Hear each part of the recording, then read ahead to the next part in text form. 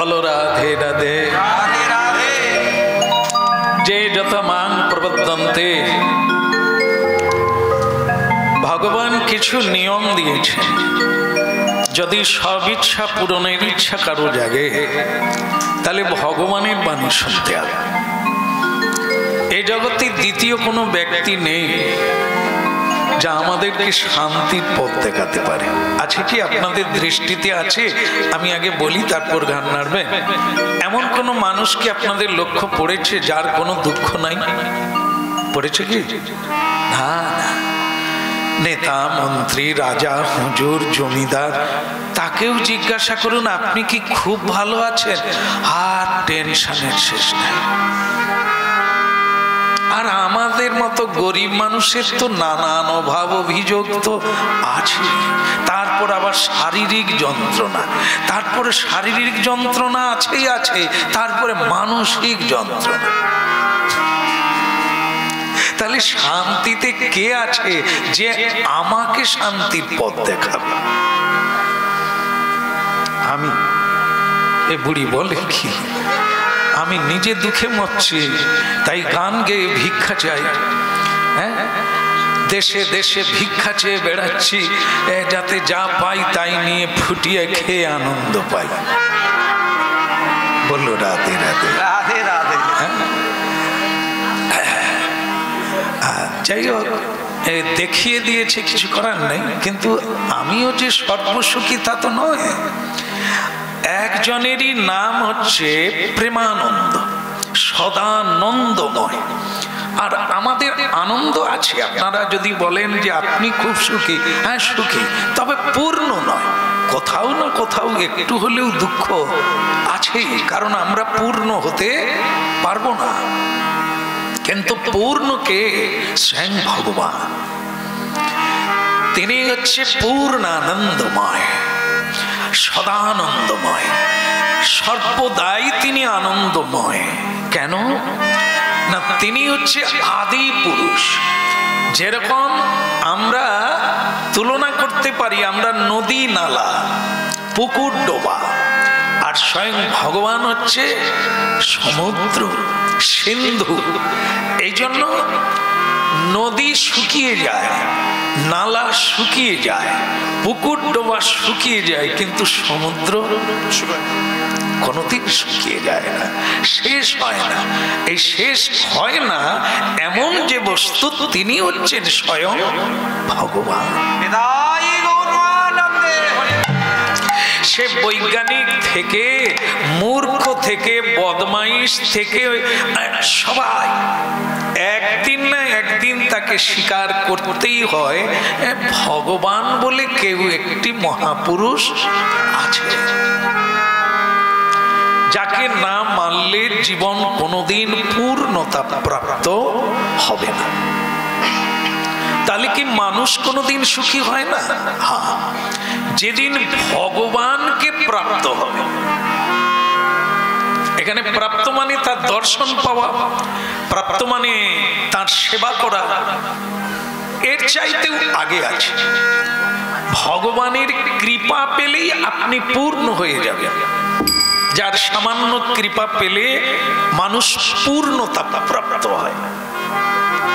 এই জন্য আপনারাও লক্ষ্য করবেন, তাকে জেনেছেন যারা, তারা দেখবেন হয়তো কাপড় জামা ভালো নেই, এরকম ভালো বাড়ি নেই, কিন্তু হাসতে পারে। মানে জিজ্ঞাসা যদি করা হয় কেমন আছো, হ্যাঁ ঠাকুরের কৃপায় আমার কোনো।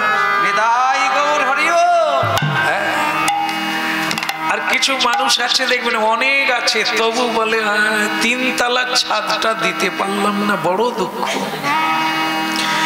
একজনের একতলাও নাই, ছাদ দেওয়া নাই, সে কিন্তু বলছে না যে আমার ছাদটা দিতে পারি না, আমি দুঃখী। তিনি বলছেন ভগবান যেটা দিয়েছে এতে আমি খুব শান্ত। তাহলে কে শান্তি হলো? যে অল্পে সন্তুষ্ট হতে পারল। পৃথিবীর দিকে তাকিয়ে দেখুন, আমরা তো গরিব মানুষ, আমরা তো কি আর পেয়েছি জীবনে, যারা অনেক পেয়েছে তারা দেখুন কিরকম দেশ ছেড়ে বিদেশে যাচ্ছে, ঘুমোতে পারে না, খাওয়ার সময় নেই, খালি আরো রোজগার করবে তবে সুখী হবে। জীবনের শেষ দিন পর্যন্ত একবারে মিলিয়ে নেবেন, গ্যারেন্টি যুক্ত এই পৃথিবীটাও আপনাকে দিয়ে দিলে আপনি সুখী হতে পারবেন না। যদি হতো তাহলে ত্রেতা যুগে ওই যার 10টা মাথা তাকে চেনেন? রাবণ আপনাদের পাড়ার লোক। দাদা এ বললেও ভুল হবে না, পাড়ার লোক। প্রতি গ্রামে পাড়ায় কেউ না কেউ রাবণ আছে, মানে ধন সম্পদে শক্তি, মানে অনেক কিছু আছে। কিন্তু রাবণের যদি এত ধন দৌলত সবকিছু থাকলো তাহলে সীতা চুরি করতে গেল কেন? অভাব আছে কি? যার অনেক আছে সে দেবে, নেবে কেন? রাবণের ভেতরের যে খিদে, কামনার যে ক্ষুধা, সেটা নিবৃত্তি করে গিয়ে অন্যায় পথে গেল, পর নারী হরণ করতে গেল। তার পরিণাম কি হলো? লঙ্কা, সোনার লঙ্কা, মন্দোদরী সবই রইল পড়ে, জয় নিতাই রাবণ। উনি যদি ওই অন্যায়টা না করত, যেরকম ছিল অন্তত নাতিপুতি নিয়ে বাঁচতে পারত, সব অংশে নিধন হয়ে গেল অন্যায়ের পথে পা দিতে গিয়ে। তাহলে রাবণ এত কিছু পেয়েছিলেন, সেও সুখী হতে পারেনি। হিরণ্যকশিপু, হিরণ্যাক্ষ ভগবানের সাধনা করে এমনই বর পেয়েছিলেন যে ওদেরকে কেউ হারাতে পারবে না, কেউ মারতে পারবে না। তাহলে কত বড় সুখী! দেবতারা যার কাছে হাত জোড়ো করে দাঁড়িয়ে থাকে, তারাও পারল না। কারণ কৃষ্ণ যে বলে তার পিছনে লাগলো, হিংসা করতে লাগলো, সবাই আমাকে ভগবান বলে, কিন্তু আমারই ছেলে প্রহ্লাদ বিষ্ণুকে ভগবান বলে।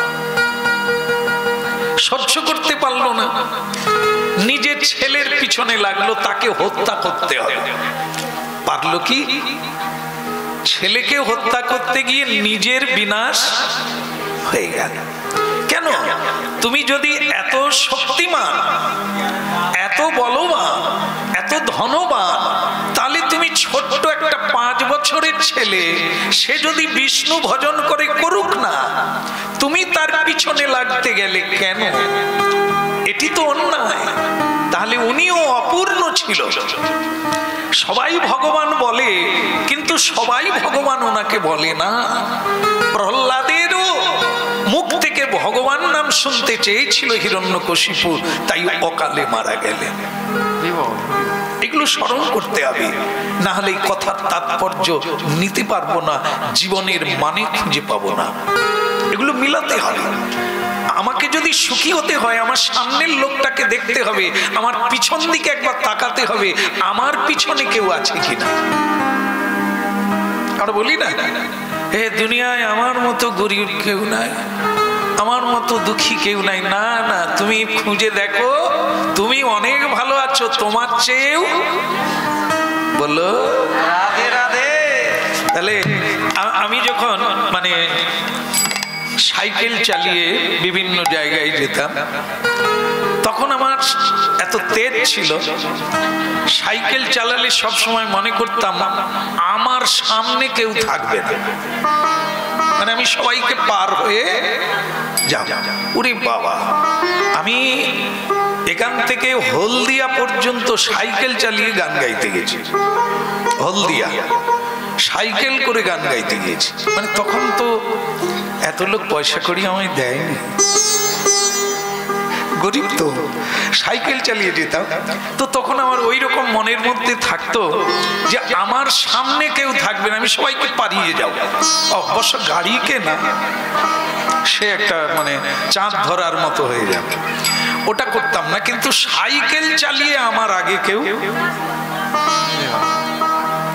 কিন্তু হলে কি হবে, যত সাইকেল পাড়াই দেখি সামনে আবার একজন, যত পাড়াই সামনে আরো একজন। এ তো আমি মানে ক্লান্ত হয়ে পড়ছি, তবু কিন্তু শেষকালে তো এরকম করে আমি তো মানে ক্লান্ত হয়ে পড়বো। যতই একজন একজন পার হয়ে দেখি আবার একজন, আবার এ কোথায় যাব?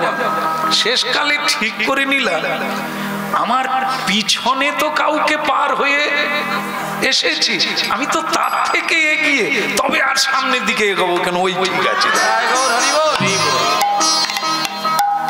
কিরকম খুশি হয়ে গেলাম, যা এবার গান গাইতে গাইতে আস্তে আস্তে চালা, কারণ আমার পিছনে তো অনেক লোক পার হয়ে আমি চলে এসেছি, এতে শান্তি পেয়ে গেলাম।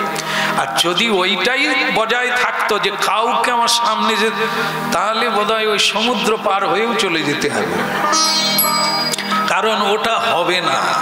পৃথিবীতে আগের থেকে যারা হাঁটছে তারা তো আগে থাকবে। আমি কি সবাইকে পার হতে পারবো? ক্লান্ত হয়ে মাটিতে পড়ে যাব, এতে সুখী হওয়া যায়। আমার চেয়ে গরিব আছে ভাবলে আমার গরিবই আর থাকবে না, কেন ওর থেকে তো আমি এগিয়ে আছি, দুবেলা খাচ্ছি, আর একজনা খেতেই পায় না। তাহলে আপনি সন্তুষ্ট হবেন। আর যদি মনে করেন না না আমি ওর চাইতে বড় হব, ওর চাইতে বড় হব, তাহলে আপনি ক্লান্ত হয়ে পড়বেন, রাজা হুজুর হয়েও আপনি শান্তি বলো রাধে রাধে। এই জন্য কি শ্রী ভগবানকে জানলে আর কিছু জানার আবশ্যকতা থাকে না, আর কিছু পাওয়ার আবশ্যকতা থাকে না। এই জন্য মহাপ্রভু বলেছেন প্রতিদিন একটু করে কীর্তন করো, দেখবে তুমি নিজেই বদলে যাচ্ছ। কাউকে বদল করা যাবে না দুনিয়ায়, কাউকে পরিবর্তন করিয়ে দেওয়া যাবে না, শুধু নিজে পরিবর্তন হয়ে গেলেই দুনিয়া আনন্দময় হয়ে যাবে।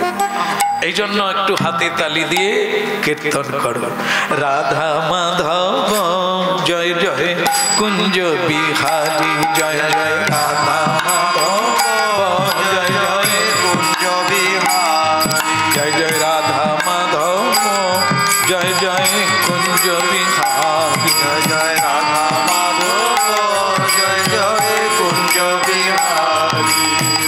কেটে বড় ধারি মুকুন্দ মুরারি, গেটে বড় ধারি মুকুন্দ মুরারি, গেটে বড় ধারি মুকুন্দ মুরারি, বড় ধারি মুকুন্দ মুরারি, রাধা মাধব জয় জয় কুঞ্জ বিহারী জয় জয় রাধা মাধব জয় জয় কুঞ্জ বিহারী, রাধা মাধব জয় জয় কুঞ্জ বিহারী।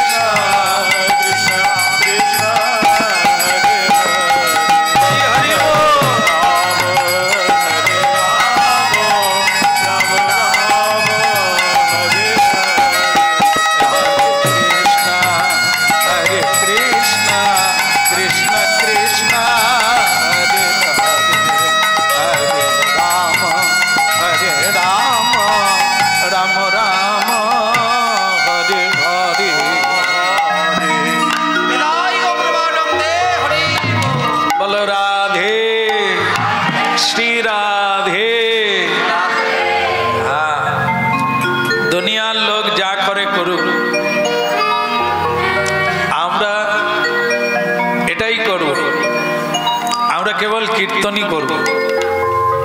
কেউ যদি বলে রোজগার না করলে বাঁচতে পারবে না, আমরা বলি তোমরাই করতে থাকো, আমরা ভগবানের নাম কীর্তন করে জীবন কাটিয়ে দেব। রোজগার করলেও মরতে হবে না, সেটা বোধহয় নয়। হ্যাঁ, কারো যদি খাওয়ার অভাব না থাকে তাহলে তো মরার কোনো ব্যাপার না, মরবে কি না? বলো রাধা মাধব কি? রাজাও মরবে, ফকিরও। এই দেখবেন অনেক ব্যাপার আছে, ও ছোট এ বড় আমি বড় তুমি ছোঁবে না, এই কাছাকাছি থাকবে না, অনেক কিছু জাত পাত নানা রকম হয় না। মরে গেলে কি জাত থাকে? একই শ্মশানে সবাইকেই যেতে হবে, একই শ্মশানে। আমরা যাই শ্মশানে, মানুষ শ্মশানে যায় না, দেহটা যায়। মানুষ ওর আগে বেরিয়ে যায়, বেরিয়ে গিয়ে আরেকটা মানুষের গর্ভে গিয়ে প্রবেশ করে। দেহটা কেবল শ্মশানে গিয়ে সদ্গতি প্রাপ্ত হয়। এক রাজা মারা গেছে, শ্রীমদ্ ভাগবত। সুযোগ্য নামে এক রাজা যুদ্ধ করতে গিয়ে মারা গেলেন, যুদ্ধে পরাজিত হলেন। এক রাজার কথা শোনা হচ্ছে, যুদ্ধের কথা শোনা হচ্ছে। এখানে যারা হরি কথা শুনছে, আপনারা কি কেউ যুদ্ধ করেন? করেন না বোধহয়। অস্ত্র দিয়ে কিরকম ঠেলাঠেলি করেন নাকি? যুদ্ধ বলো। আমরা পুরাণে পাই কুরুক্ষেত্রের মাঠে যুদ্ধ হয়েছিল ভারতের ইতিহাসে, মহাভারত। তারপরে বিশ্বযুদ্ধ হয়েছে, এখনো চলছে যুদ্ধ পাকিস্তান ইরান। বিভিন্ন সময়ে বিভিন্ন যুদ্ধের কাহিনী টেলিভিশন যেহেতু দেখেন, হ্যাঁ, সোশ্যাল মিডিয়াতে যেহেতু চোখ রাখেন, যুদ্ধের দামামা সব জায়গায় বাজছে। তার চাইতে বড় যুদ্ধ হচ্ছে সংসার যুদ্ধ। বড় যুদ্ধে আমাদের কোনো কাজ নাই, সেখানে আমাদের অংশগ্রহণ নাই, কিন্তু আমরাও যুদ্ধের মধ্যে আছি। এ যুদ্ধ গীতায় বলা হয়েছে অস্ত্র শস্ত্রের যুদ্ধের চাইতেও বড় যুদ্ধ হচ্ছে মানসিক যুদ্ধ। মানসিক যুদ্ধ। এখানে যে জয়লাভ করতে পারে সে পৃথিবীকে জয় করতে পারে। সেটা কিরকম? যেমন বলছেন যে আমি যদি একটা মিথ্যে কথা বলবো তাহলে 1 কোটি টাকা ইনকাম হবে। কি বললাম? সকলে কান খাড়া করে শুনুন, টাকার কথা বলা হচ্ছে। অন্য সময় ঘুমিয়ে যান আলাদা, কিন্তু টাকা পয়সার কথা হলে মানুষ ঘুমায়। আমরা প্রমাণ করি, একজনকে 1 কোটি টাকা দিয়ে দেন, বলবেন সারা দিনে গুনিস না, রাতের বেলা গুনবি, লোকজন দেখে নেবে। সে দেখবেন তার চোখ জড়াবে না, জড়াবে, সারা রাত্রি ধরে গুনবে, কিন্তু তাকে হরিনাম শুনতে বলুন, দিনের বেলা ঘুমিয়ে যাবে। আরে তো টাকা গোনার ব্যাপার নাই না, মন চঞ্চল নাই, মন ঝিমিয়ে। তাহলে হরি কথা, কৃষ্ণ কথায় 1 কোটি টাকার চেয়ে মূল্য বেশি। টাকা দিলেও প্রাণ পাওয়া যাবে না। যদি যেত তাহলে করুণায় এসে ভগবান বুঝিয়ে দেয়নি টাকা কার নাই। বস্তা বস্তা টাকা ডাক্তারকে ঢেলে দিচ্ছে, আমার স্বামীকে বাঁচান। ডাক্তার প্রণাম করে বলছে নিয়ে চলে যান, আর আমাদের করার। টাকায় যদি মানুষ বাঁচতো তাহলে যাদের টাকা আছে তারা কি মরতো? প্রাণ থাকা না থাকা ঈশ্বরের উপরে নির্ভর করে। তিনি যদি কাউকে রাখবেন তো কেউ মারতে পারবে না।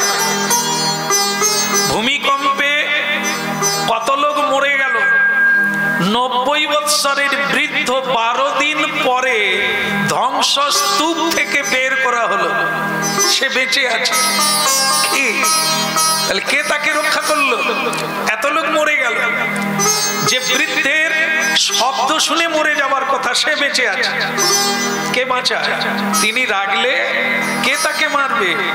সারা সংসার চাপা পড়ে গেলেও সে বেঁচে থাকবে যদি ঈশ্বর তাকে রাখে। তাহলে যার উপর প্রাণের নির্ভর করে আমরা তাকে খুঁজি না। যার উপর প্রাণ বাঁচে না, প্রাণ ঘাতী হয়। অর্থের জন্য কত মানুষ মরে যাচ্ছে, ছেলে বাবাকে মারছে, আত্মীয় আত্মীয়কে মারছে, মানুষ মানুষকে মারছে টাকার জন্য।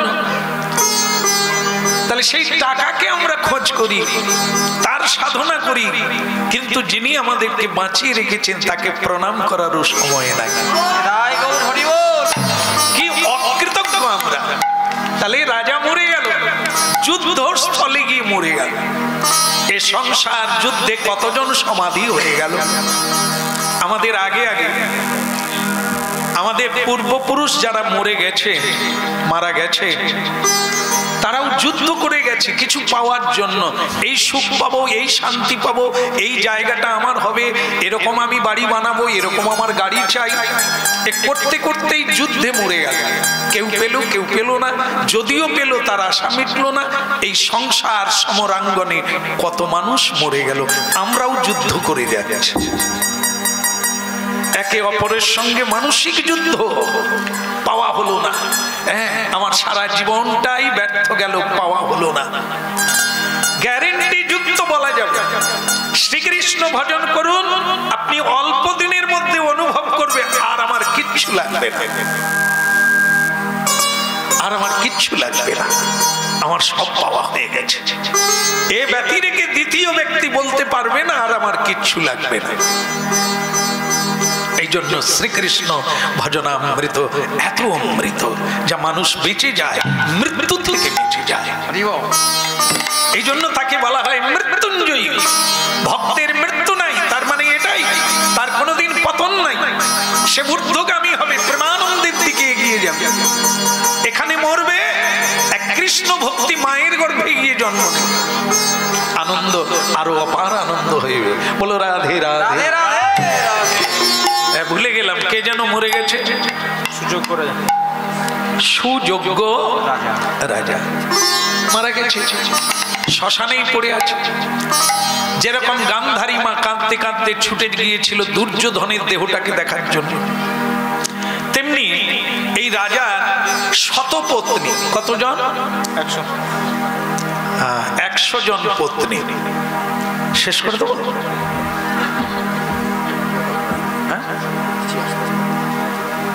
হ্যাঁ, আমি আছি, আমি 4টা-5টা পর্যন্ত আছি, কোনো সমস্যা নেই।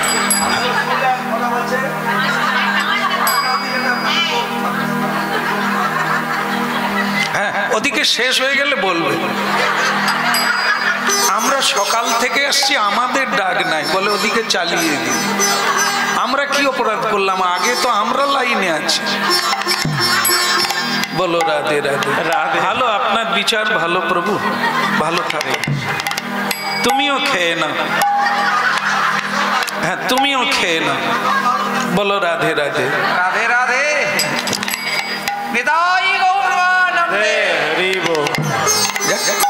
খুব প্রিয়জন বলে বললাম। আচ্ছা আচ্ছা, হোক হোক হোক, কই বাত নেই। কারো বাড়িতে খাওয়ারের অভাব এখানে যদি নাও হয় কোনো সমস্যা নেই, কিন্তু এই কথা একটু বলতে পারলেই পেট ভরে যাবে। আপনাদেরও শুনলে মন ভরবে, অভাব মিটবে, আর আমারও একটুখানি বলতে সুযোগ পেয়েছি মানে হয়ে গেছে। এরপরে যদি এখানে কিছু নাও পাই, আমার তো মজুদ আছে, ভগবান পাত্র নিয়ে বসে আছেন, আয় খাও গিয়া। বলো রাধে রাধে। আমাদের কোনো টেনশন নেই। তাহলে আমরা যেন কি শুনলাম, কে মারা গেল? সুযোগ করা যায়, সুযোগ। মায়েরা শুনছে? সুযোগ্য রাজা, 100টা পত্নী, 100 জনা পত্নী। তো সেই 100 জনা পত্নী সংবাদ পেয়ে গেল যে তাদের প্রাণনাথ, তাদের অবলম্বন লতা গাছ, লতা গাছ জানেন তো মা, জানেন? যেমন বাবলা গাছ, খেজুর গাছ, লতি লতি চলে, লতি লতি চলে, যায় যায় কি? আমরা হামাগুড়ি দিয়ে ডিমারি যাই, কিন্তু লতা গাছ কি লতি লতি ডিমারি যায়? যায় না, বেঁচে থাকে। অবলম্বন করে, লতা গাছ কাউকে অবলম্বন না করলে বাঁচতে পারে না। সংসারের মালিককে অবলম্বন করে সকলে বেঁচে থাকে, জড়িয়ে বেঁচে থাকে। কিন্তু সে যদি মরে যায়, তুমি সামনে এলে ভালো।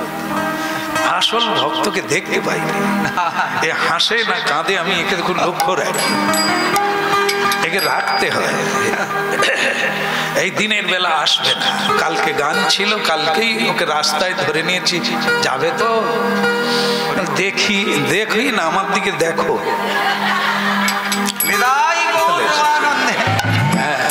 ছেড়ে দিলে কি দুটো টাকা রোজগার করবে, আর তো কিছু নয়, যেটা সঙ্গে যাবে না। বেঁচে তো থাকবে, ওর প্রসাদের দায়িত্ব ভগবান নিয়েছে, তো ওর তো কোনো সমস্যা নাই। কোনো আছে কি? দেখ, সকলের সামনে কথা দিয়ে দাও যে কোনোদিন আমি বেইমানি করবো না। ছলে বলে এরকম কথা দিয়ে নিতে হয়। আর ও যদি দিয়ে ফেলে, যদি সাধু হয় কথার খেলাপি করবেন, আর যদি অসাধু হয় হ্যাঁ বলে পালিয়ে যাবে। আর প্রেম সে বলো ওদিকের কি হলো?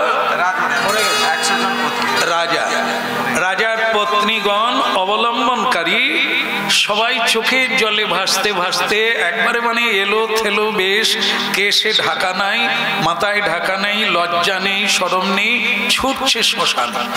শ্মশানে মানে সমরাঙ্গনে। সেখানে গিয়ে সবাই জড়িয়ে ধরলো, আর আত্মীয় স্বজন মানে সবাই গিয়ে কান্নাকাটি করছে। ওর কান্নার একটা অনেক রকম ব্যাপার থাকে, যার যেরকম সুর থাকে, কান্নার একটা সুর আছে। কাঁদে, ওগো তুমি যে চলে গেলে গো, আমি যে তোমাকে ছাড়া কোথাও যাই না গো। মানে যে যেরকম যার মনে ছিল, আগে ছিল, এটা এখন নাই। আছে যারা গরিব মানুষ টানুষ দেখবেন লেখাপড়া খুব জানে না, তারা এরকম এখনো কাঁদে। আর যারা একটু শিক্ষা টিক্ষায়, তাদের ভেতরে ভেতরে চলে সব, কিন্তু বাইরে চিৎকার করে কান্নাকাটি করে না। যে যেরকম সভ্য মানুষ সে সেরকম করে।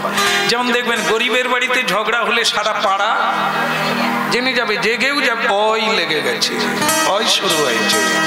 আর বড় লোকের বাড়িতে যে কত কাণ্ড ঘটে যাচ্ছে, পাশের লোক যখন পুলিশ আসে বলে আমরা কই জানিনি, হয় কি না? এই হচ্ছে শিক্ষিত লোকদের ব্যাপার, ভদ্রলোকদের ব্যাপার। চোখের ইশারায় ডিভোর্স হয়ে যাবে, আর আমাদের 4 মাস চিৎকার করেও ডিভোর্স হবে। মারপিট হবে, দাঙ্গা হবে, হাঙ্গামা, কত কাণ্ড। এগুলো হচ্ছে মূর্খ। তো ওখানে রাজা মারা গেছে, তার পত্নীরা কাঁদছে। এই কাঁদার জায়গাটা একটা আলাদা জিনিস। সেটা হচ্ছে মানুষ তখনই কাঁদে যখন সর্বস্ব হারা হয়ে যায়। তার নারীদের কাছে স্বামী কত বড়, প্রজাদের কাছে রাজা কত বড় জিনিস। আত্মীয় স্বজন এমন একজন রাজা, সুযোগ্য রাজা, ধার্মিকও ছিলেন এবং তিনি প্রজারঞ্জন ছিলেন। তাকে পেয়ে কেউ অসুখী ছিলেন না। সেই ব্যক্তি পৃথিবী ছেড়ে চলে গেলেন। এটা নিয়ে, তার দেহটাকে নিয়ে বিভিন্ন জন বিভিন্নভাবে কাঁদছে। স্ত্রী জাতিরা তাদের প্রিয়জন চলে গেলে যেভাবে কান্না করে, এতদিনের ভালোবাসা, এতদিনের প্রেম, এত আদর যত্ন সব ব্যর্থ গেল, সেই নিয়ে সবাই কাঁদছে। কাঁদছে কাঁদছে, শুধু তাই না, দেহটাকে কোলে নিয়ে বসে আছে, কেউ নিতে এলেও দেবে না। মানে মায়া এমনই জিনিস, দেবে না। কিন্তু যমরাজ তার দূতদেরকে পাঠিয়েছে। দূত, দূত মানে তার কর্মচারী অর্ডার করে, এই অমুক জায়গায় অমুক জনের আজকে মৃত্যু আছে, তাকে নিয়ে এসো। তা সুযোগ্য রাজার নাম করে বলে দিলেন, যাও ওকে তুলে নিয়ে এসো। এখন মজা হচ্ছে কি, সেই শ্মশানে গেছে, গিয়ে তার প্রাণ তো নিয়েই চলে এসেছে, কিন্তু এখন কোনটা পড়ে আছে? কিটা? দেহটা। এইখানেই ভাগবত তত্ত্ব, ভগবত তত্ত্ব। প্রাণ যদি থাকতো তাহলে একটা ব্যাপার ছিল, জমকেও দেব না, কাউকেও দেব না, কোলে রাখা যায়। কিন্তু প্রাণহীন দেহ, তাকে নিয়ে এত কান্না করলে কোনো কাজ হবে কি? কাঁদছে। সেই সময় যমরাজ দেখলেন আমার কাছে এসে তার বিচার হয়ে গেল, তার জন্ম হয়ে গেল, তার দেহ এরা ছাড়ছে না, আমি একবার যাই দেখি, তত্ত্বটা বোঝার চেষ্টা করি। তো তখন কি করলেন, স্বয়ং যমরাজ একটি বালকের বেশ ধারণ করলেন। স্বয়ং যমরাজ একটি বালকের বেশ ধারণ করে ওই জায়গায় উপস্থিত হলেন। 12 বৎসরের মতো একটি বালক সেজে, যেখানে খুব কান্নার রোল চলছে। হ্যাঁ, শত শত মানুষ সেই সমরাঙ্গনে জড়ো হয়ে, আর মেয়েরা তো রানী, তার দেহটাকে কোলে নিয়ে নানা রকম যেরকম কথা হয় সব জীবনের, সেই সব বলছে। আর সেখানে যমরাজ উপস্থিত হয়ে গিয়ে ওই পাশ দিয়ে যাচ্ছে, আর একটু জোর গলায় বলছে, এটা কাঁদছে কেন গো? আমি একটা বালক, আমি যেটা বুঝি এরা বোধহয় কেউ বোঝে না। মানে ওই রাস্তা দিয়ে পাশ দিয়ে চলে যাচ্ছে আর বলে বলে চলে যাচ্ছে। আমি বালক হয়ে যেটা বুঝি এরা বোধহয় সেটাও বোঝে না। এটা কাঁদে কেন? আর যে মরে গেছে, কোথায় মরে গেছে? ওই যে শুয়ে আছে, এ তো কাঁদছে কেন? তখন একজনা বলছে, বাচ্চা আবার কি পাগল হয়ে গেল নাকি? বিড়বিড় করে কেন? এই শোনো শোনো। বলে কি কিছু বলবে? বলে তুমি কোন রাজ্যে বাস করো? কেন আমি এই রাজ্যেই থাকি। তো এই রাজ্যের সকল মানুষ কাঁদছে রাজার জন্য, আর তুমি এরকম বড় বড় কথা বলছো। তুমি এই রাজ্যের মানুষ, তুমি কি পাগল? মাথাটা ঠিক আছে? বাচ্চা তখন বলছে, আমি বাচ্চা হয়ে যেটা বুঝেছি আপনারা বুঝেছেন কিনা সন্দেহ। বলে কি ব্যাপারটা? বলে আপনারা কাঁদছেন কেন? বলে রাজা মরে গেছে। এই তো মিথ্যে কথাটা বললেন। রাজা মরল কোথায়? এই তো পুরো রাজা পোশাক পরে আছে, একদম মুন্ডু আছে, হাত আছে, পা আছে, চোখ আছে, সবই তো আছে, মরে গেল কে? বলো। একটা মেয়েকে ধরেছে, রানীকে, শত রানীর মধ্যে একজন রানীকে ধরেছে। এই যে মা, তুমি কত নম্বর? আমাদের যদি কেউ দুটো বিয়ে করে কি বলবো?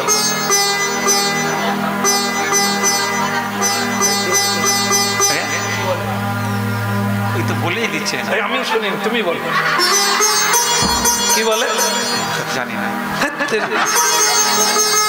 বলো রাধে রাধে। নম্বর বেশি পেতে তারা বলে দিল, যাই হোক, একটা হবে, দুটো হবে, তিনটা হবে, কিন্তু 100টা হলে কি বলবি? তখন নম্বর দিতে হবে, তখন আর ওই সব সম্পর্ক কুলবে না। তো তখন সেই যমরাজ বালক বেশে বলছে, ও মেয়ে, তুমি কত নম্বর গো? আমি 1ম নম্বর। তুমি কাঁদছো কেন? কি হয়েছে? আমার স্বামী চলে গেল, আমার কোনো ভাষা নেই। আর যে শুয়ে আছে ওকে চলে গেল মানে মরে গেল মানে কি? ও তো শুয়ে আছে, তো জড়িয়ে ধরো আর ওকে বাড়ি নিয়ে চলে যা। বলে এটা কি করে হয়? এ তো মরে গেছে। আরে মরে গেছে কোথা? এই তো শরীরটা। তুমি স্বামী কাকে বলছো? একেই তো। এই তো শুয়ে আছে। দেখুন এই জায়গার ভাগবতের ভুলটা যেটা, এটা কি? যেমন আপনাদের যদি জিজ্ঞাসা করি কি বলবেন, কেমন আছেন, আপনি কি বলবেন? না না, আপনি বলবেন আমার শরীরটা ভালো নেই। আমার, খুব ধ্যান দিয়ে বুঝুন, আমার শরীরটা, তাহলে আমার শরীর, আমি কোনটা? আমার শরীরটা ভালো নেই, আমি ভালো আছি। আমার, আপনারাই বলে দিচ্ছেন কিন্তু দুটো আলাদা। আমি আলাদা, আমার শরীরটা আলাদা। তত্ত্বটা এটাই সত্য। আমি এই শরীরটা নয়, আমার শরীর। তাহলে আমি শরীরটা নয়, বুঝে গেল? এইবার বুঝতে পারছি। রাধে রাধে। তাহলে আমার শরীর, এখন সেই বালক যমরাজ বোঝাতে চাইছে, এই তো শুয়ে আছে, তার মানে রানীদের বোঝাতে চাইছে স্বামী আছে না চলে গেছে। কাকে জড়িয়ে ধরে আছো? কেন কাঁদছো? যে চলে যাবেই, এ জগতে কোন মূর্খ আছে তার জন্য কাঁদবে? যে চলে যাবেই, এখানে কেউ আছে চলে যাবেই না? আছে? ভাগবত কথা শুনতে হবে। যদি এই ধ্যানটা কারো হয়ে যায়, কেউ দুঃখ দিতে পারবে না, পৃথিবীর কোনো দুঃখ আপনাকে লাগবে না। আধ্যাত্মিক তত্ত্ব হচ্ছে এই জায়গায়, যোগী ঋষি মুনি এই জায়গাটা তৈরি করে। যতক্ষণ দেহের সঙ্গে সম্পর্ক থাকবে, আপনার দুঃখ কেউ দূর করতে পারবে না। যতক্ষণ না আপনি দেহ থেকে আলাদা ধ্যানে আসতে পারবেন, আমি এটা না, তখন গিয়ে আপনি সুখী হতে পারবেন, নচেত না। এই যে দুঃখের কারণ, এত মানুষ ঘিরে যাকে ধরে কাঁদছে, জয় পরাজয় পৃথিবীর নিয়ম। জয় পরাজয় পৃথিবীর নিয়ম, হার জিত পৃথিবীর নিয়ম, খেলার নিয়ম। তা সেখানে তুমি কাঁদবে কেন?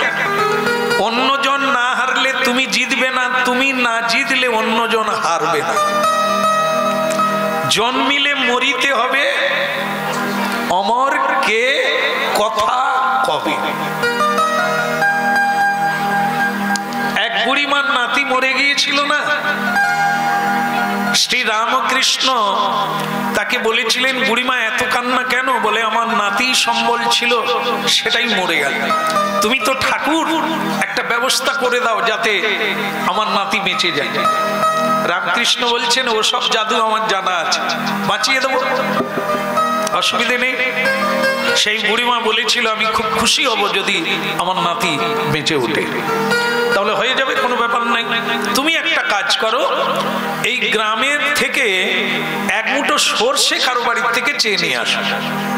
তো সে বুড়িমা বলে, সর্ষে তো আমার বাড়িতে আছে, আমি দিতে পারি।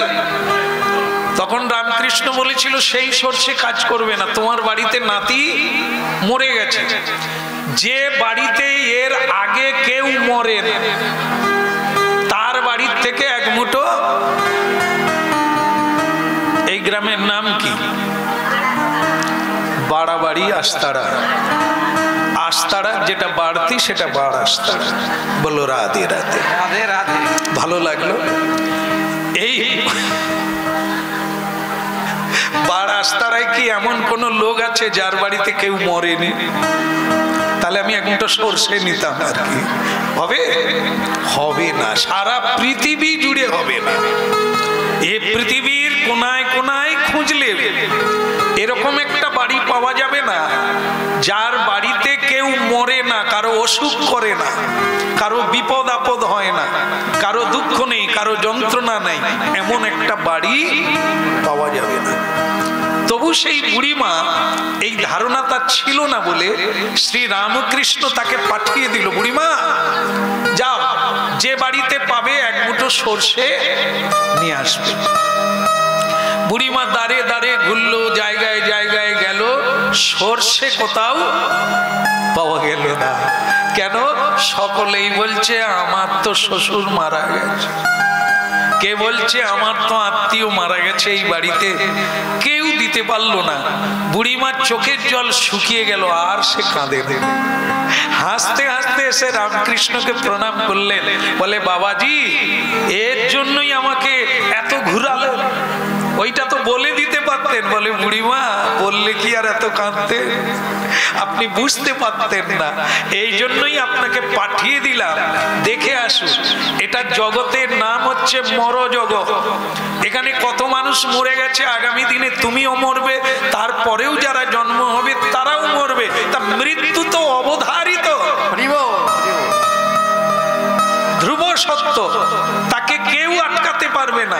কেউ মরে গেলে হাজারো কাঁদলেও কেউ ফিরবে না। তবে এত কাঁদছো কেন? সময় নষ্ট করছো কেন? শরীর খারাপ করছো কেন? মন খারাপ করছো কেন? শোকে ভেসে যাচ্ছ কেন অযথা? যে চলে গেছে সে বিধাতার ইচ্ছা, তার সময় হয়ে গেছে, তার কর্মফল শেষ হয়ে গেছে, তার কর্মে তিনি চলে যাবেন, তার কর্মে তিনি থাকবেন, তুমি তার কে? নারী হোক, পুরুষ হোক, পতি হোক আর পত্নী হোক, যে যার কর্মফলে সে তার সুখী, সে তার দুঃখী। তুমি বলার কি? তুমি কিছুই করতে পারবে না, কারো জীবন বদলও করতে পারবে না। তুমি শুধু নিজে যদি জ্ঞানী হতে পারো, নিজের দুঃখটাকে জয় করতে পারবে, দেহ থেকে আলাদা হতে পারবে, যে এ দেহ তো যাবেই, এ দেহ ক্ষয় হবেই, তাহলে আপনারা দেহের জন্য কোনো দুঃখ থাকবে না।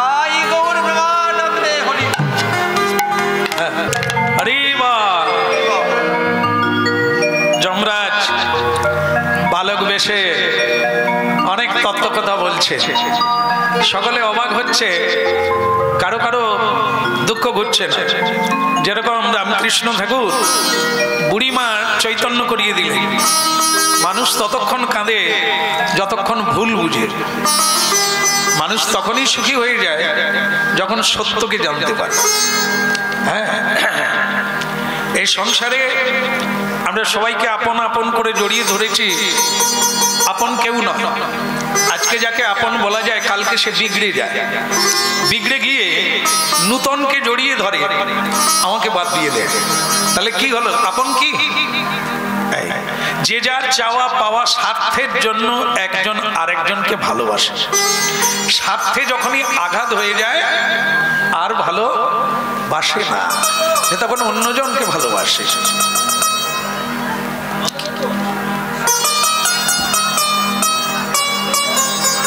আমাদের বন্ধ করতে বলছে,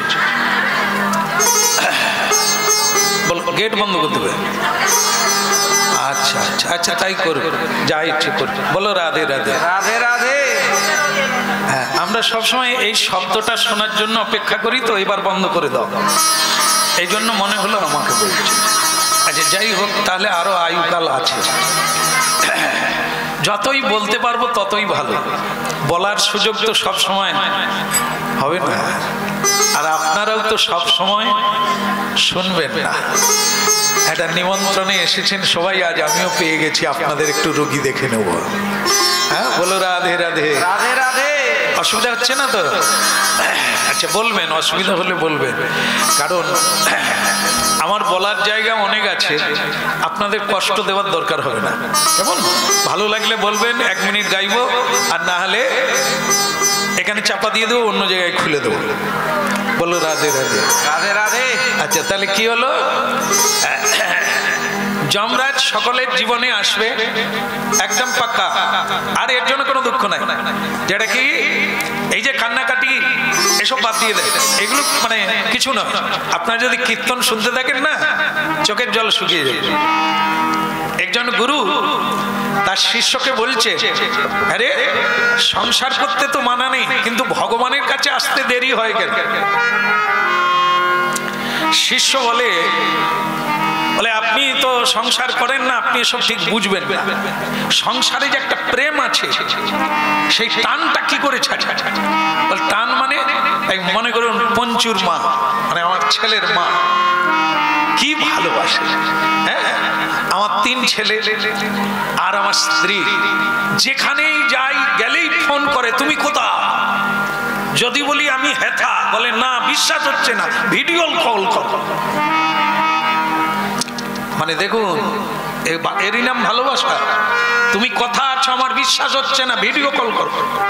সে যদি বলে আমি কারখানায় আছি, তুমি ভিডিও কল করো, আমি কারখানা দেখবো। এরই নাম ভালোবাসা। কলকাতা থেকে ঘুরে আসি এদেরই জন্য, যে বিশ্বাস করেন। আমরা কি মূর্খ দেখুন, এরই নাম ভালোবাসা বলে জানি। কি ভালোবাসে বলো, রাধে রাধে। তাহলে গায়ে লেগে যাচ্ছে না তো? রাধে রাধে রাধে। এখন মজা হচ্ছে কি, স্বার্থের জন্য একে অপরকে ভালোবাসে। গুরুজি বলছে তোকে খুব ভালোবাসে, বলে সে আপনাকে বোঝানো যাবে না। আসার সময় যদি একবার বলে কই গো, মানে আমার যখন তখন যেন মানে হৃৎপিণ্ড ছিঁড়ে যায়, যেন মনে হয় সব কাজ বাদ দিয়ে একবার কাছে থাকে, ছুটি নিয়ে নি। তো সেই গুরুজি তখন বলছে আসে, এই তো হয়ে গেল, দেখে দেখে এই আমি আপনার দিকে তাকালে আপনারা অন্য দিকে তাকালে আমি কোন দিকে যাবো? হ্যাঁ বলো রাধে রাধে রাধে রাধে। হ্যাঁ, এটা হচ্ছে আমাদের এরিয়া, এর ভিতরে কেউ উল্টো দিকে তাকাতে পারবে, তাকালেই একটা কিছু বলে দেবো। কারণ জাদু খেলার জায়গা তো এই এরিয়ার ভিতরে, অন্যদিকে তাকানো কারো কথাও বলা যাবে, কি আইন। এর বাইরে চলে যান আপনি, বিড়ি খান, তামুক খান, কথা বলুন, কোনো সমস্যা নেই, কিন্তু এর ভিতরে আমি যতক্ষণ বলবো ততক্ষণ কেউ কথা বলবে না। আর আপনারা যখন চালু করবেন আমি তখন আর বলবো না। গুরুজি কি বললো, আমি তোকে গ্যারেন্টি দিয়ে বলতে পারি তোকে কেউ ভালোবাসে না। এবার রাগারাগি ভালোবাসে না, আপনি জানেন এসব সংসার সম্পর্কে। গুরুজি বলে তুই আজ বাড়ি যাসনি, তোর ভালোবাসাটা আমি একবার দেখবো। তুই আজ বাড়ি যা, হায় আপনি জানেন না পঞ্চুর মা মরে যাবে। আর ছেলেগুলো কালকেই জলে ডুবে মরে যাবে। আমাকে ছাড়া তারা থাকতেই পারে না, আমার জন্য রাত্রি পর্যন্ত অপেক্ষা করে একসঙ্গে খাবে বলে। আপনি দয়া করে আমাকে ছেড়ে দেন, তুই এখানে থাক, আর আমি তোর বাড়িতে খবর দেব তুই গঙ্গায় স্নান করতে গিয়ে ডুবে মরে গেছিস। বলে গুরুদেব আমি বেঁচে আছি, আপনি বলে দেবেন আমি মরে গেছি? তোকে বুঝাবার জন্য যে কে কতটা ভালোবাসে। তুই আশ্রমে ঘরের ভিতরে থাকবি, কালকে তোর ফ্যামিলিরা আসবে, তুই শুনবি তোর ফ্যামিলি তোকে কতখানি চায়। এও তখন বলে গুরুজি আপনারও মুখোশ খুলে যাবে, আপনি যে কত মিথ্যা হরি কথা বলেন, কালকেই আপনি বুঝে নেবেন। ওরা যদি না আপনার কাছে মরে যায় আমি কি বলি? ঠিক আছে তুই আমার ঘরে বসে থাক। দরজা লাগিয়ে দিয়ে বসে আছে, খবর পাঠিয়ে দিয়েছে, বেটারা বোধহয় কুমিরে টুমিরে ধরে নিয়েছে। কি করব মা, ভাগ্যে ছিল আর যা হওয়ার হয়েছে, তোরা আয়, একটা সাধ্য শান্তি কিভাবে হবে আলোচনা করি, তোরা সকলে ফ্যামিলি মিলে চলে। কিরকম লাগছে বলো? পরের দিন ছেলে মেয়ে আত্মীয় স্বজন সকলে আশ্রমে এসে গুরুজি আমরা কি নিয়ে বাঁচবো গো, আর আমাদের কে ডাকবে, উমুক উমুক করে কি যে হবে। আর সে বেটা ঘরের ভিতর থেকে বলছে বুঝো বুঝো, কিরকম কাঁদছে, ফুপিয়ে ফুপিয়ে কাঁদছে। পঞ্চুর মা, গুরুদেব বলছে পঞ্চুর মা আর কেঁদে কি হবে, সকলকেই তো যেতে হবে। বলে সে হোক, লোকটা মরে গেল আর মেরেও গেল। বউটা আবার কিরকম বললো, মরে গেলাম ঠিক আছে কিন্তু মেরে গেলাম কিরকম হলো? গুরুজি বলছে আরে মা সে নয় মরে গেল, মেরে গেল কিরকম? বলে জায়গা টাইগা তো কাউকে দিয়ে যায়নি, আর টাকা পয়সা কথা রেখে গেছে সেসব তো বলে যায়নি। ইন্স্যুরেন্স, জীবন বীমা, এইসব কাগজপত্র কথা, সেগুলো নাই দিয়ে চলে গেল। ওনার কি কাণ্ডজ্ঞান আছে? সে বলে দরজাটা একবার খুলে দিলে বেরাই। আমার কথা একবারও বলেনি, খালি কাগজপত্র খুঁজে। গুরুজির দরজায় ধাক্কা মেরে বলছে ভালো আছিস? শোন, আরো শুনে নে কেন তোকে ভালোবাসে, তোর দলিল কথা রে।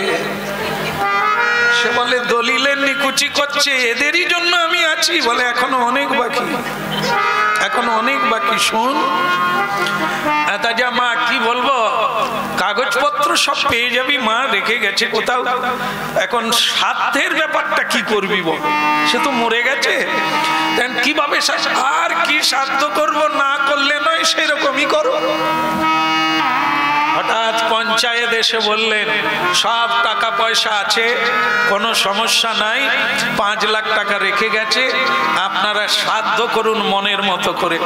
তার স্ত্রী তখন বলে সে তো চলে গেছে, অকারণ টাকা খরচা করে কি হবে, এইখানেই একটু প্রসাদ করে গঙ্গায় ভাসিয়ে দেব, সাধ্য শান্তি করে খরচা করে। সে বলে দরজা ভেঙে বেরিয়ে পড়বো আমি, আর থাকা যাবে না, 5 লাখ টাকা দিয়েছি বলে কোন রকম করে না। কি বুঝলে? হ্যাঁ, এইবার কি হয়েছে, সাধ্যও গুরুদেব করে দিলেন, সে বেটা বেঁচে আছে।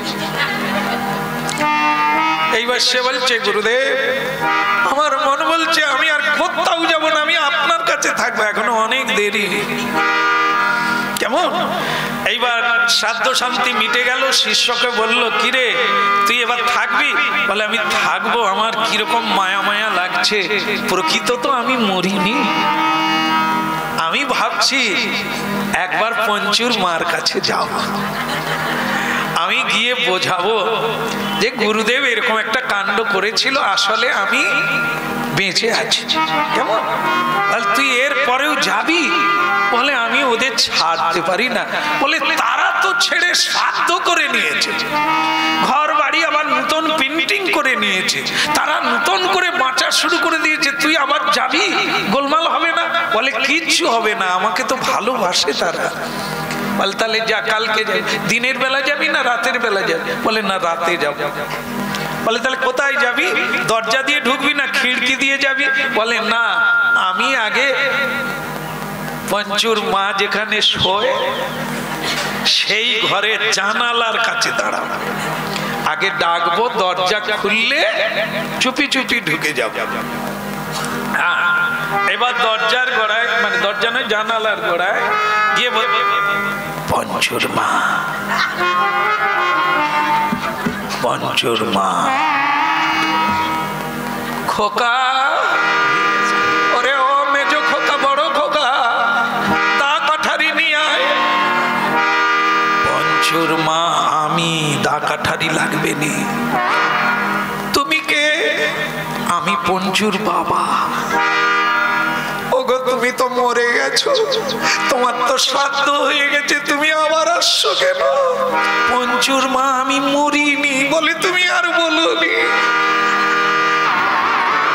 তুমি কবে মরে গেছো? জলে ডুবে কুমিরে ধরে খেয়েছে, তোমার শ্রাদ্ধ সেরে দিয়েছি, তোমাকে আমরা অনেকদিন আগে ভুলে গেছি। ওগো তুমি শান্তিতে থাকতে দাও, তুমি ভূত হয়ে এসোনি। অবস্থা বুঝুন। সে বলছে পঞ্চুর মা আমি মরিনি, গুরুদেব মিথ্যে করে ভালোবাসা আছে কিনা দেখার জন্য এটা বলেছিল, আমি তোমায় ভুলতে পারিনি পঞ্চুর মা। তুমি দরজা খোলো, আমি ভেতরে যাব, আমি তোমাদেরই লোক, আমি তোমাদের ছাড়া কি করে? ওগো দোহাই, তোমাকে দরকার হয় গয়াই দিয়ে আসবো, পেট সিলাই দিয়ে আসবো, তুমি আর সংসারের অমঙ্গল করোনি, তুমি মরার পরে ছেলেরা ভালো উন্নতি করেছে। রাধে রাধে রাধে, নিতাই গৌর আনন্দে। এ জঞ্জাল মরিলে কেউ কারো জন্য অপেক্ষা করে না, সবাই নিজেকে নিয়ে গুছিয়ে নেয়, সাজিয়ে নেয়। ফিরে এলো গুরুদেব। কিরে কাঁদছিস কেন? পঞ্চুর মা দরজা খুললো না। বলে আমাকে বলে ভূত, আমি নাকি ভূত হয়ে গেছি। আরে সেটা না হয় হলো, ভূত হলেও তো তুই পঞ্চুর বাপ। দরজা খুললো না। বলে কত করে বোঝালাম, কিছুতেই খুললো না। আবার তারা বললো আমরা শান্তিতে আছি, তুমি আর এসো না। আজকে যা, আজকে যাবি, আমি একটা চিঠি লিখে দেব যে তুই বেঁচে আছিস, এটা আমি রটিয়েছিলাম, তোকে নিয়ে নেবে, যা। চিঠি নিয়ে গেল। পঞ্চুর মা চিঠিটা পড়ে দেখো, আমি মরি নাই, আমি বেঁচে বেঁচে আছে। চিঠিটা পড়ার পরে পঞ্চুর মা বলল, দোহাই তোমার চরণে প্রণাম করি, তুমি মরে যাও আর বেঁচে থাকো, যদিও বেঁচে থাকো থাকো না, তুমি সংসারে এলে যন্ত্রণা, বরং আমরা ভালো আছি, তুমি গুরুদেবের আশ্রমে থাকো। নিতাই গৌর হরি বল। হরে বলো, জায়গায় জমি টাকা পয়সা সব তারা ঠিক করে নিয়েছে, এখন বলছে বেঁচেও যদি থাকো আমরা তো ভালো আছি, তোমাকে আর লাগবে না, তুমি গুরুদেবের আশ্রমে। ছেলেটা ফিরে এলো, বলল কেমন ভালোবাসা দেখলি, চিঠি লিখে দিলাম, কি বলল, ওইখানেই থাকো। এই ভালোবাসা তোরা আমরা পাগল হয়ে যাই, কেউ কারো। একটা রুমে, কলকাতার একটি রুমে 5 জায়গার 5টা ছেলে ভাড়া নিলে বন্ধু হয়ে যায়, আত্মীয় হয়ে যায়, দাদা বলে ডাকে, ভাই বলে ডাকে, বাবা বলে ডাকে। এসব ভাড়ার রুম। আমরা যখন নতুন করে এখানে এসে জন্ম নিই, তখন কি কাউকে বাবা বলতে হয়, মা বলতে হয়, কাকা বলতে হয়, কাকি বলতে হয়। কিন্তু আমার যখন ট্রান্সফার হয়ে যায়, এখান থেকে আমাকে চলে যেতে হয় একা, তল্পি তল্পা গুছিয়ে নিয়ে, কেউ আমার সঙ্গে। এ কদিনের জন্য এমন মায়ায় পড়ে লাভ কি? যাকে বোঝার তাকে যদি না বুঝতে পারি, বিফল মনোরথ ব্যর্থ জীবন গড়ে যাবে। এই জন্য যমরাজ বালক বেশে বলছে, যেটা বোঝার কথা সেটা বোঝো নাই তোমরা, যেটা বুঝতে নাই সেটাই বুঝে বসে আছো। দেহ ছেড়ে প্রাণ চলে গেছে, দেহ নিয়ে কাঁদছো, 1000 বছর ধরে কাঁদলেও ও আর কোনোদিন ফিরে আসবে না, কোনোদিন পত্নী বলে ডাকবে না, কোনোদিন আত্মীয় বলে ডাকবে না। সবারই গতি এমন হবে, প্রাণ ভরে হরিনাম করো, কৃষ্ণ নাম করো, আর না হলে সেই পাখিদের মতো সকলের গতি প্রাপ্ত হবে।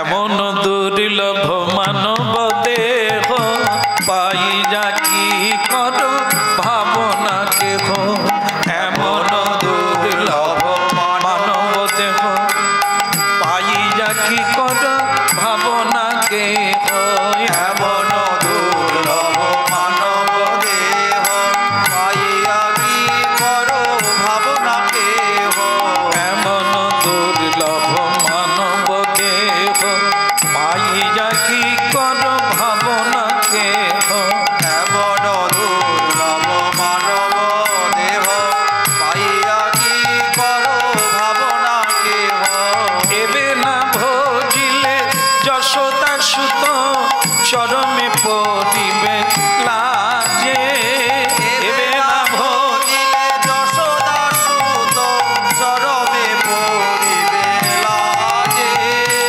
এবে না ভজিলে যশোদা সুত চরমে পড়িবে লাজে, এবে না ভজিলে যশোদা সুত চরমে পড়িবে লাজে, এমন দুর্লভ মানব দেহ পাইয়া কি কর ভাবনা কেহ, এমন দুর্লভ মানব দেহ পাইয়া কি কর ভাবনা কেহ, এমন দুর্লভ মানব দেহ পাইয়া কি কর ভাবনা কেহ, এমন দুর্লভ মানব দেহ পাইয়া কি কর ভাবনা কেহ।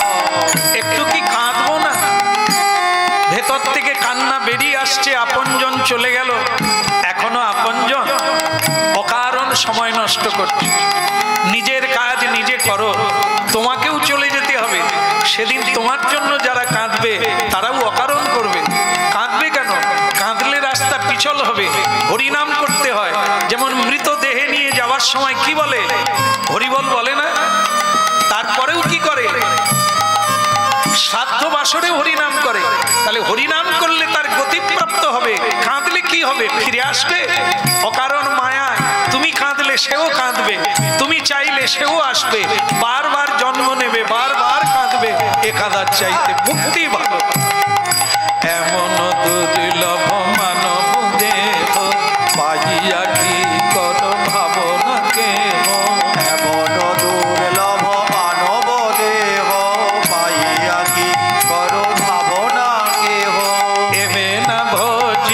যশোদা সুত চরণে পড়িবে লাগে। এবে না ভজিলে যশোদা সুত চরণে পড়িবে লাগে। বলো রাধা মাধব কি। আস্তে আস্তে বলবো, একটা কাহিনী বলবো, এটা বলে শেষ করব। আপনাদেরকে না, রানী মাদের বলছি। যমরাজ বালক বেশে রানীমাদের বলছে, একটা কাহিনী বলেই শেষ করব। আমি বেশিক্ষণ থাকবো না, ব্রাহ্মণের ছেলে থাকলে আবার আপনাদের প্রতি আমার মায়া পড়ে যাবে, বাড়ি যেতে ইচ্ছে করবো না। রাধে রাধে রাধে রাধে। আমরা কীর্তন গাইতে যাই 2-4 ঘন্টার জন্য। বাড়ির লোকেরা মানে অনেক দূরে গাড়ি আছে আমাদের, এই ঠান্ডায় সেখানে পর্যন্ত খালি পায়ে চলে যায়, চোখের জল মুছে গাড়িতে উঠে বললে ওইটুকু সময় যায়, তাতেই মায়া পড়ে যায়।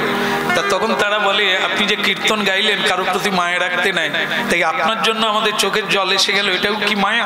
না, এটা ঠিক আছে। আমার কথা যত ভাববে, আমাদের কথা যত ভাববে, তোমাদের মুক্তির রাস্তা হবে। কারণ আমরা আপনাদের কোনো আত্মীয় না, আপনাদের জমি জায়গার ভাগ নেব না, আপনাদের ক্যাশের চাবি খুঁজবো। আমরা শুধু এসে আপনাদের বলাবো হরিবোল হরিবোল। হ্যাঁ, তাহলে এইটুকু। এমন সাধুদের জন্য যত ভাববেন সেই ভাবনাটাই যথার্থ ভাবনা হবে, সাধুদের জন্য যত কাঁদবেন ওই কান্নাটাই যথার্থ হবে। ভগবান শ্রীকৃষ্ণ আপনার জন্য কাঁদবেন, আর আপনারা যাদের জন্য কাঁদছেন তারা অন্য জায়গায় জন্ম পেয়ে গেছে, হুলাহুলি পড়ে গেছে। আপনি এখানে কাঁদছেন কিসের জন্য? উনি তো আনন্দে সেখানে আরেক জায়গায় জন্ম নিয়ে নিলেন। এই জন্য এ জগতের কান্না, একে মায়া কান্না বলা হয়েছে। একটা গাছ, একটা বটবৃক্ষে পাখি, স্বামী স্ত্রী বাস করে। পাখি তাদের 2টো ডিম দিয়েছে বাসায়।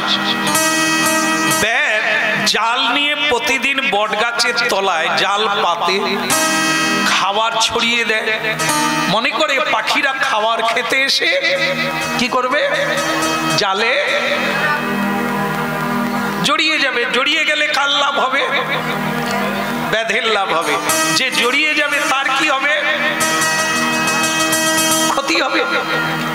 কিন্তু জাল পেতে দিয়েছে, জালের তলায় খাবার আছে। আপনি জানেন তো? জানেন তো? তাহলে পড়বেন কেন? জালে পড়বেন কেন? কিন্তু এটাই হচ্ছে এই সংসারে জাল পাতা, মায়ার জাল পাতা। আপনি জানেন না, এরই নাম অজ্ঞানতা। এতক্ষণ কীর্তন করা হচ্ছে এই তত্ত্বটা। দুঃখের কারণ কি? শুরুর থেকে বলা হচ্ছে অজ্ঞানতা, এই নিজেকে না জানা। আমরা দেহকে আমি মনে করি, দেহের সঙ্গে যত সম্পর্ক আছে তাদের জন্যই আমরা জীবনের কালাতিপাত করছি। 2টো পাখি স্বামী স্ত্রী, 2টো ডিম দিয়েছে। দেখুন ভগবত তত্ত্ব কিভাবে বোঝানোর চেষ্টা করছে, স্বয়ং যমরাজ এই গল্প বলছে। ও শোনো মেয়েরা, 2টো পাখি ডিম দিয়ে প্রতিদিন ডিমের তা দেয়। আর কিভাবে বাচ্চাটা হবে, মা মা করবে। কেজি স্কুলে যাও, আমি হাতে করে ধরে নিয়ে যাব। কেজি স্কুলে পড়বে, তারপরে লেখাপড়া করে ইংরেজি শিখবে, কথা বলবে, ইঞ্জিনিয়ার হবে, তারপরে চাকরি পাবে, 2 হাতে টাকা আনবে, বড় বাড়ি হবে। এখনো ডিম ফুটেনি। আমাদের গর্ভে সন্তান এলে আমরা এরকম স্বপ্ন দেখি না? আলবাত দেখি। তার মানে কি? জাল পাতা হচ্ছে মায়া দেবীর সংসার। মা দুর্গা দেবী এই সংসার রচনা করেছে কাদের জন্য? কৃষ্ণ বৈমুখী জীবের জন্য, যারা এই মায়ার ফাঁদে পড়ে মায়ারূপী ব্যাধের হাতে জালে ধরা পড়বে। ব্যাধ তাদেরকে ঝোলে নিয়ে দণ্ড দান করবে। এই জন্যই এই ব্যবস্থা করা। বলো রাধা দামোদর কি। পাখির বাচ্চা হলো কি? ডিম ফুটে গেল, 2টো বাচ্চা হয়ে গেল। ভক্তমন্ডলী মায়েরা, এইবার বেদ বলছে আর কোনো চিন্তা নাই, 4টা পাখি জালে পড়বে। একদিন অসাবধানে কি করলো, মা পাখিটা ব্যাধের জালে জড়িয়ে গেল। ব্যাধ কিন্তু জাল গুটোচ্ছে না। দুটো বাচ্চা হয়েছে। কিছুক্ষণ পরে পুরুষ পাখিটা ফিরে এলো। ফিরে এসে দেখে বাচ্চা দুটো পিউ পিউ করে কাঁদছে, আর তার স্ত্রী ব্যাধের জালে জড়িয়ে কাঁদছে। ডাকছে, স্বামী গো, এ আমার কি দুর্দশা ঘটে গেল, যেখানে আমার স্বামী কি করে বাঁচবে, আমার দুটো বাচ্চা কি করে কাঁদবে, তারা তো মা মা করে কেঁদেই মরে যাবে। আমার স্বামীকে ছাড়া আমি থাকতে পারি না, আজ আমি জালে জড়িয়ে গেলাম। বিধাতা, নিষ্ঠুর বিধাতা, তোমার কি দয়া নেই গো? স্বামী এসে টপ টপ করে চোখের জল ফেলে কাঁদছে। এরে তোর কি হলো রে, তুই কি করে পড়ে গেলি? একবার তুই আমার কথা ভাবলি না? তুই জালে পড়ে যাও মানে ব্যাধ তোকে ধরে নিয়ে যাবে, তোকে ছাড়া আমি কি করে বাঁচবো? স্বামী কাঁদছে বাসায় বসে, স্ত্রী কাঁদছে জালে জড়িয়ে। শেষে স্বামী বলছে, তোর জন্যই আমার জীবন, তা তুই যদি মরে যাস আমি কি বেঁচে থাকবো? আমি কি লজ্জায় বাঁচবো, কাকে নিয়ে বাঁচবো? আমিও জালে পড়ে যাবো, আমি তোর সঙ্গেই মরতে চাই। ভক্তমণ্ডলী মায়েরা, পুরুষ পাখিটা জালে পড়ে গেল। ভাগবত তত্ত্ব বলছে পুরুষটা পড়লো কেন, কিসের জন্য? জালে পড়ে তাকে উদ্ধার করবে না ও বাঁচবে? কি হবে? এরই নাম মোহ মায়া। আমরা সংসারের জন্য এরকম মোহগ্রস্ত, যার কোনো মানে নেই, যার কোনো মূল্য নেই, আমরা সেখানেই এত সময় দিই, জীবন কালাতিপাত করি। পুরুষ পাখিটাও জালে পড়ে গেল মোহে, স্ত্রীর মায়ায় মোহিত হয়ে আসক্ত চিত্ত হয়ে সেও জালে জড়িয়ে গেল। এইবার দুজন দুজনকে পেল, কিন্তু তাদের এবার মনে পড়ে গেল বাচ্চা দুটোর হবে কি? বাচ্চা দুটোর কথা ভাবতে লাগলো। বাচ্চা দুটো মা মা করলো, বাবা বাবা করলো, খাওয়ার জন্য যন্ত্রণা করলো। শেষকালে তারা কি করলো? তারা মাকে নিচে দেখলো, বাবাকে নিচে দেখলো, একটু একটু করে আস্তে আস্তে কি করলো তারা না, সেই জালে বাচ্চা দুটো পড়ে গেল। বাচ্চা দুটো জালে পড়ে গেল। শুধু সাপা ধরে রাখো, তাতেই হবে। একটু উঁচু করো, বলো রাধে রাধে, প্রেম সে বলো। তো বাচ্চা দুটো জালে পড়ে গেল। কে বাঁচলো? কেউ বাঁচলো? কিসের জন্য জালে পড়লো? লাভ কি হলো? কতটা হলো? এই জন্য ক্ষুদিরামজি বলেছিল, আমার জন্য কাঁদছো কেন? আমি কি মরে যাচ্ছি? আমি তো আবার আসবো। দেহটা যাচ্ছে, দেহটার ফাঁসি হচ্ছে, আমার ফাঁসি নয়, আমি আবার জন্ম নেব। বুঝতেই পারলে? এই হচ্ছে গীতা তত্ত্ব। এ সংসারে কেউ কারো নয়, এটা জেনে রাখতে হবে।